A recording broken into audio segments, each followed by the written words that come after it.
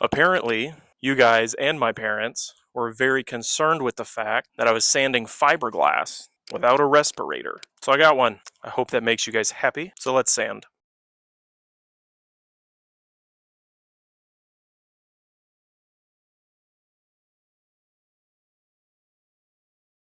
Alright, it's been sanded.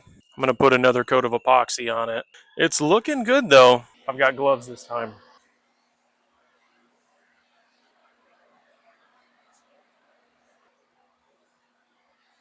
Alright, I'm pumped.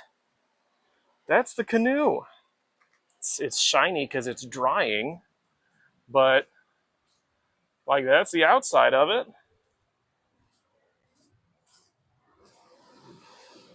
I think it looks pretty neat.